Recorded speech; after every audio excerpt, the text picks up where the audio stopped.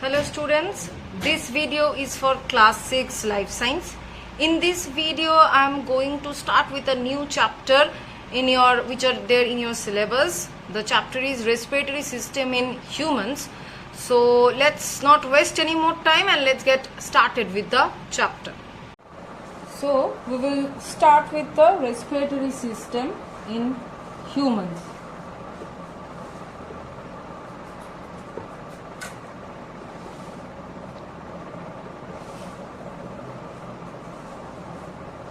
So before starting with the respiratory system of humans, I guess you already have an idea regarding respiration. The word respiration means, or this phenomena means, taking in of oxygen and giving out carbon dioxide. That means we are taking in oxygen and giving out carbon dioxide. This process is termed as respiration. So if it is termed as respiration, this process is termed as respiration, then what do you mean by respiratory system? So there are various organs or specialized tissues and cells who are responsible to carry out the process of respiration. Am I clear to you? There are certain organs, certain cells and tissues who are very much specialized in carrying out the process of the respiration. That system or those organs collectively, all the organs who are collectively responsible for the process of respiration is termed as respiratory system, or it is forming the respiratory system. Am I clear? So the organs or the cells which are doing or is capable of performing respiration are considered or are collectively termed as respiratory system. Now speaking of respiration, now this respiration, generally you have the idea of taking in of oxygen and giving out of carbon dioxide. Okay, so this is not the main concept of respiration. There is more to this part or more to this phenomenon. Generally there are two types of respiration. What are they? External respiration and another one is internal respiration or cellular respiration. So external respiration means, this external respiration is having another name that we call it as breathing. That means simple thing, taking in oxygen and giving out carbon dioxide. This is the external respiration or breathing.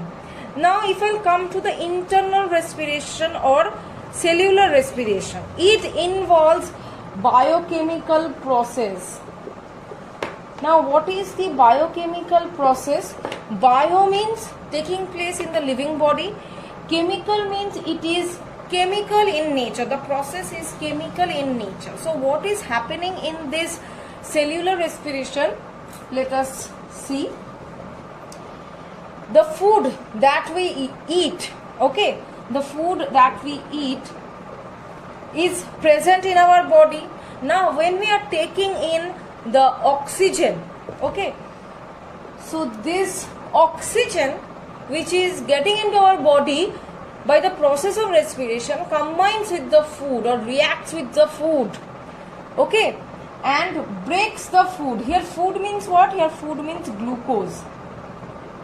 And this oxygen combines with our food or the glucose in our body and breaks them into what?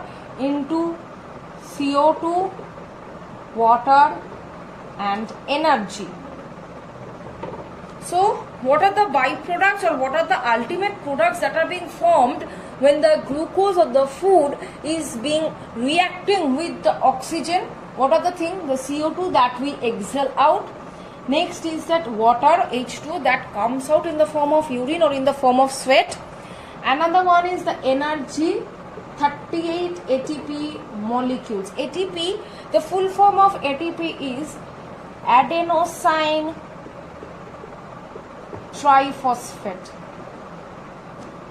These are the molecules, or these are the energy rich molecules. These are required by our body to perform any work or any mechanical work. From one molecule of glucose from one molecule of glucose we get 6 molecules of CO2, 6 molecules of H2O and 38 ATP molecules, and with this 1 molecule of glucose reacts with 6 molecules of oxygen. So this is the entire formula, or you can say this is the entire equation. 1 molecule of glucose reacting with 6 molecules of oxygen, giving us 6 molecules of carbon dioxide, 6 molecules of water and 38 ATP molecules, which will be used for our daily mechanical or physiological processes. Clear till this much? So these are the two types of respiration. External means outer respiration, or just the breathing part, that means taking in of oxygen and leaving out carbon dioxide. And internal or cellular respiration means that the main mechanical or physiochemical functions that are going on inside the cells, that is the internal or cellular respiration. Now let's go to our next topic. Our next topic is the respiration on the basis of presence of oxygen. It is again divided into two types. On the basis or on the availability of oxygen. First one is aerobic respiration. Second part is anaerobic respiration. Aerobic respiration means here presence of oxygen is required, or oxygen is present. We can say this one. Oxygen is present. This type of respiration takes place in higher animals, plants, humans. And aerobic respiration means complete breakdown.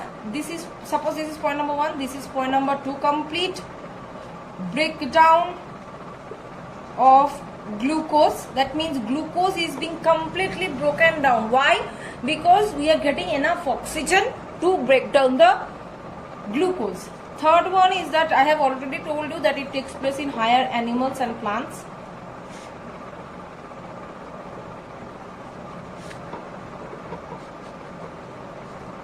Fourth point is that on the as the glucose is completely being oxidized, so we are getting 38 ATP molecules along with CO2 and H2O. So we are getting, as the glucose is completely being oxidized, that's why you are getting 38 ATP molecules along with water, CO2, and the reaction, the equation for this aerobic respiration is just the equation for the normal respiration. That is the only equation which is to be written in case of aerobic respiration. Now coming to anaerobic.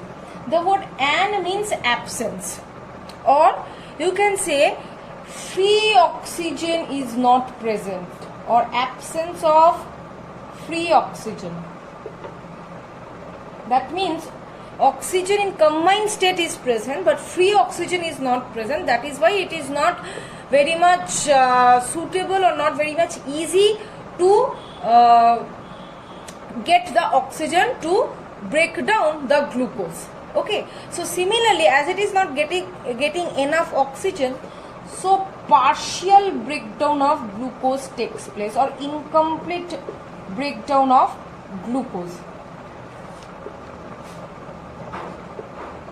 So you see here complete breakdown of glucose is taking place, here partial breakdown of glucose is taking place. As a result of the complete breakdown, we are getting 38 ATP, but here partial breakdown is taking place, so we will not get 38 ATP, rather than we will get only 2 ATP. Okay, and this type of respiration, this anaerobic respiration, it takes place in lower group of organisms like bacteria, viruses. Okay, so in those organisms, this anaerobic respiration takes place. So the next topic is the differences between anaerobic and aerobic respiration. You can see it in your book. Page number 53, table number 5.2. Okay, there is the differences between aerobic and anaerobic respiration given. So I'm completing this video till this much. In the next video I'll continue with the chapter. Thank you.